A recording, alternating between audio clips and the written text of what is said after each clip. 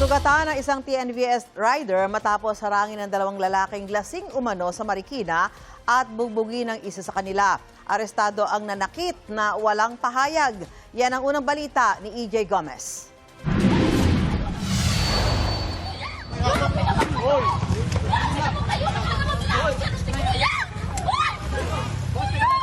Kuha ang video na yan sa kahabaan ng Farmers One sa Barangay Concepcion 1, Marikina City, mag-aalas 11 ng gabi nitong Sabado. Isang motorcycle taxi rider ang pinagtulungan ng dalawang lalaki.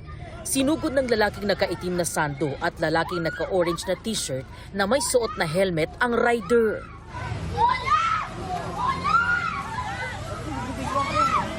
Nagpambuno sila hanggang sa bumagsak sila sa kalsada. May ilang sumubok umawat.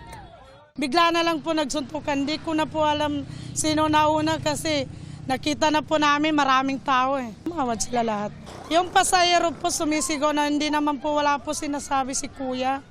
Pasahero po niya yung babae. Babae, umawat siya.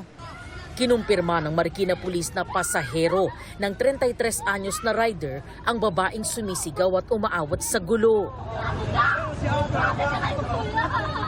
Base sa investigasyon, bigla na lang daw hinarang sa kalsada ng dalawang lalaking sakay ng motorsiklo ang rider na naghahatid ng kanyang pasahero. Nabanggit ng suspect na aray mo. So yun po, nung napahinto sila sa gitna ng kalsada, tapos biglang nagsisigaw na daw po yung ating suspect ng mga salitang hindi maganda dito sa ating victim, na nagresulta ito sa konting pagtatalo na hanggang sa nauwi na nga po sa suntukan. Ang mga suspect na pag-alamang lasing ayon sa pulisya, nagtamo ng mga sugat ang rider. Yung ating victim po ay nagtamo po ng suntok sa kanyang batok, sa liig at saka sa mukha, at yun nga po nagpa-check up po siya. Susi sa pagtunton sa mga tumakas na suspect ang plate number ng ginamit nilang motorsiklo na napikturan ng babaeng pasahero ng rider. Naaresto ang nanakit na 36 anyos na suspect sa Barangay Malanday.